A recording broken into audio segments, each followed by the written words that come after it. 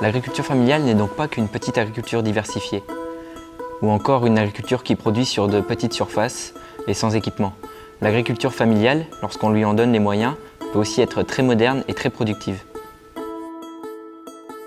L'agriculture familiale n'est pas qu'une agriculture de pauvres et de pays en développement. Elle n'est pas non plus une agriculture qui produit seulement pour l'autoconsommation et les marchés locaux. L'agriculture familiale, au contraire, est souvent rémunératrice pour les familles d'agriculteurs du monde entier. Et elle peut également être tournée vers les marchés nationaux et internationaux. L'agriculture familiale n'est pas forcément une agriculture respectueuse de l'environnement, ni une agriculture à faible investissement, ou une agriculture qui se transmet facilement. D'ailleurs, on ne devrait pas dire une agriculture familiale, mais plutôt des agricultures familiales.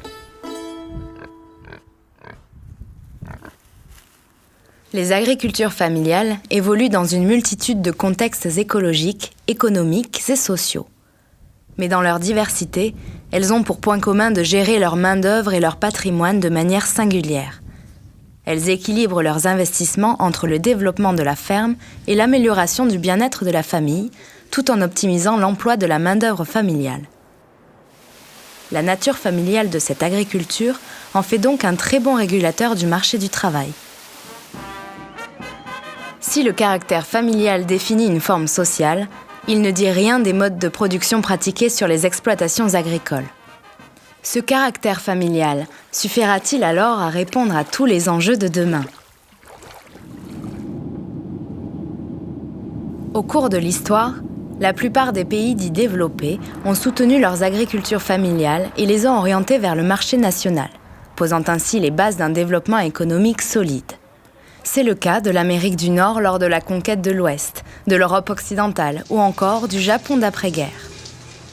Si par le passé, ces agricultures ont permis de répondre aux besoins de la société du moment, certaines laissent désormais apparaître des limites qui appellent à faire évoluer les modèles afin de satisfaire de nouveaux enjeux.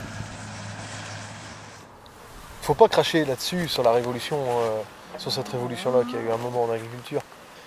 Mais aujourd'hui, c'est plus les attentes de la société. La façon dont on a monté les modèles agricoles, on a produit du lait qu'on a vendu aux coopératives pour acheter de la poudre de lait pour faire boire les veaux.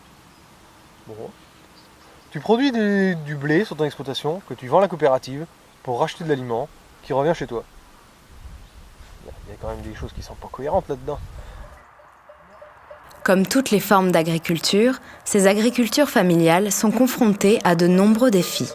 Produire une nourriture de qualité pour une population mondiale grandissante.